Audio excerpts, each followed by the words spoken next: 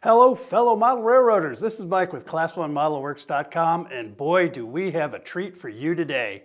We have gotten in our decoration samples of our new GSC flat cars, and they look amazing. I can't tell you how good these things look, so we are moving forward with production. We're going to have these things in here fairly soon and ready to go out to you guys. So if you're looking to pre-order, think about it, watch what we're going to talk about, and get those pre-orders in before these are all gone.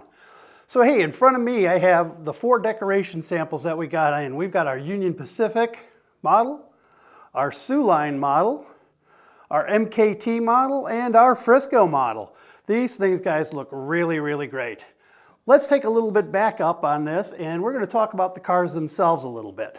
So the GSC flat car was something that was produced in the late 40s, early 50s predominantly, and these cars were built as a kit by the railroads themselves. So literally they got a frame and they got a set of trucks and they outfitted the rest of it. They put in all the brake gear, they put on the wheels, they decked these whole things out. So each one of them tends to be a little bit different, but there were some differences in what GSC offered to the railroads as far as the frame goes.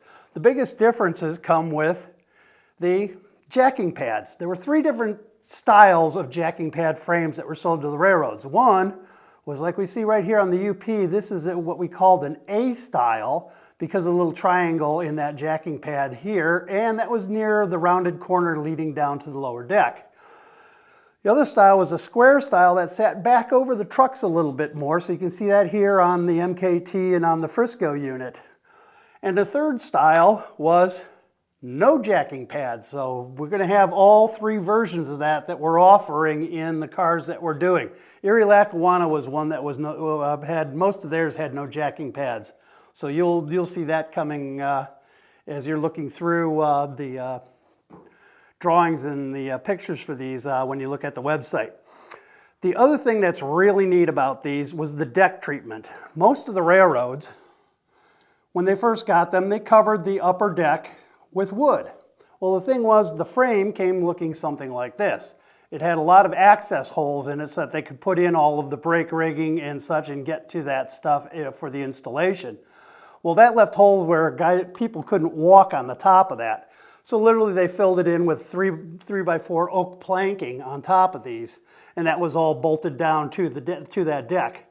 Well, as time went on, the wood started to rot and it started to fall apart and fall off, and a lot of the railroads realized that most of the tie downs that they were using for the heavy equipment, they were actually welding to the steel frame. So basically what they did is they stripped off the wood. Instead of replacing the wood, they stripped the wood off and then filled in the holes in the upper deck with grating or metal plating or diamond grid. But we are going to be offering that as one of our options. So we'll have the wood deck, and these got a real nice fine grain in them. When you look at them, real nice fine wood grain on that, and in the style with the bar grate decks on the openings. So these are really cool options that we're going to have out there, and these are going to be spread across 15 different railroads. And we're going to have 22 different numbers. The Conrail and the Southern cars are going to have 4 numbers each. Our CSX is going to have 2 numbers for that particular offering. And what's really neat too, along with, or just a little prior to getting our decoration samples, we actually got decoration decks painted in the colors that we're going to be using for the railroad. And what's really neat about what I'm going to show you right here is we've got 5 different cars in mineral brown. Now the thing is, with all of these cars, mineral brown is not mineral brown, is not mineral brown. They're all slightly different. As you can see, there's different shades of that mineral brown. Sorry for having these getting away from me a little bit, but I would just want to stand them up so you can actually see that. So this is really neat. So we're going to be doing all of those different shades in the cars that we're offering. And we got the red for the CSX and the LNAL, yellow for Frisco's, white for the Sioux, and green for the MKT. So these are all going to be out there. These things, people, these cars are gorgeous. These are going to be packed with detail. which is, basically what we do here at Class1ModelWorks.com. So as you can see here, Here we're looking at the bottom of the car. You can see all of the brake rigging inside this car with the reservoirs at both ends, because these were such heavy cars they had to have braking on both trucks. So they had a redundant set in here. So you had your ABD valve on the B end of the car and a B relay valve on the A end of the car. But otherwise, most of the piping was all the same. And then you had piping running down the outside of the car because the center was not open. There was nothing open in the center of the car, so they had to run that piping exterior. So on one side, we have the main air line that runs from connection to connection. And on the opposite side of the car, we have the balance lines. There's two balance lines that balance the two reservoirs in the system so that you have equal braking on both sides.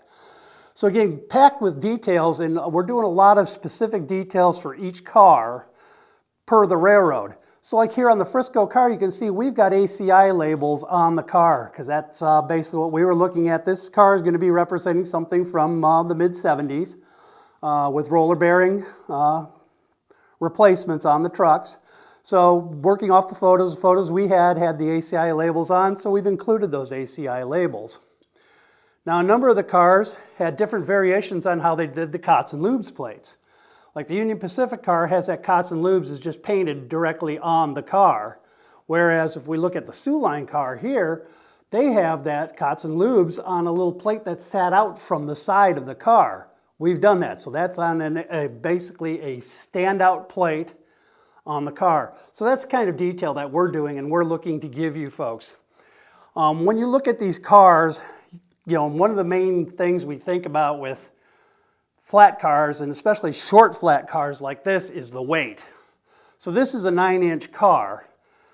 We've got enough weight in this car. You've got 3 1/4 ounces of weight to this car between the metal wheels and the car itself. You can see here the metal weight that's in the bottom of this car. So we've got a plastic deck on here, but we've got a fully formed and cast lower deck on this. The lower deck is all metal, guys. This is just really nice and gives the car a really good, a really clean look, and it gives you that weight that you need. So we're coming in at 3 1/4 ounces, and when you add a load to this, you're going to be at your 5 ounces for a 9-inch car. So we've got some weight to this, you know, we put in as much as we can. So now that I'm kind of talking about loads, you've been hearing for a long time that we were going to have some unique loads to go with these cars when they come in. Well, here you can see them. We have them here.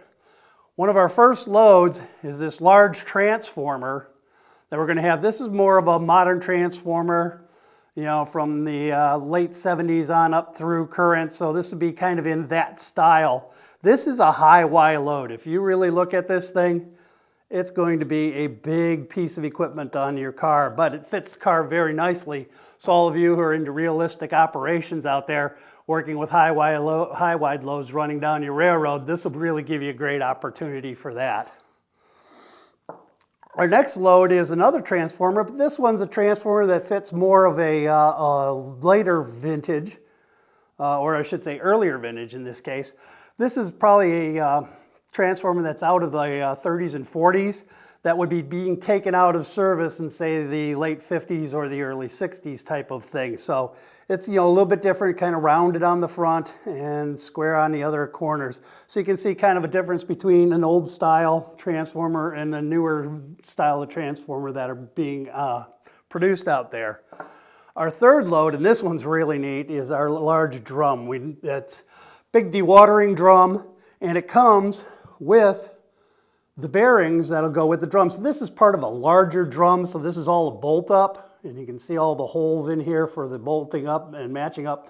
And the thing that we're going to have is we're going to add in some floral wire on here so that you can literally tie all these down to your car just like they do on the real railroad. So this is going to be a really neat load. And for the transformers, we'll have those same tie down rods for you in the kit. Our last one is basically it's a large turbine pump. So this turbine pump basically is part of the whole steam generation, power generation system. inlet and outlet on that, drives it, and you'll drive a generator off of this. So these are really cool loads, and we're going to have these. They're up on the website right now for pre-order. The cars themselves we're selling for $64.99 each. The loads, the large transformer is going to be $59.99. The small transformer will be $44.99. The pump is going to be $34.99, and the large drum is going to be $29.99. Guys, they're all available out there, and gals, and they are ready for pre-order right now. You can go to class1modelworks.com and get your pre-order in for those today. You can pay for them right away if you'd like, or you can just set them at a pre-order and we will send you an invoice and bill you for those when they come in. We're keeping our fingers crossed that we'll have these in just a couple months, and we'll have them coming out to you guys. And oh, I forgot one other thing. That's a really neat feature on here. All of our trucks on here have rotating roller bearing caps. So all of these caps, the caps on here rotate, and they're a mixed style. They're the octagonal caps and the triangular caps. So you'll see a mix and match on the cars when they come in, which is what happens on the real railroads. So we're trying to mimic all of that realism that the real railroads had for these cars out there and provide that for you guys. So enjoy, get your pre-orders in today. These are going fast. The Union Pacific cars and the Santa Fe cars, folks, they're already gone. They're already sold out. Even before they've gotten on a boat, they're gone. Some of the other ones are getting very, very close. Your Sioux Lines, your MKTs, your Friscos, those are selling very fast, folks. So if you want to make sure that you get this car, go to class1modelworks.com, get your pre-order in, make sure that you get one of these cars so that you can have it in your fleet. These are going to be really cool cars, and they're selling out fast. So get your stuff in, and you guys have a really great day out there. And remember, we're class1modelworks.com, and we help you build state-of-the-art model railroads.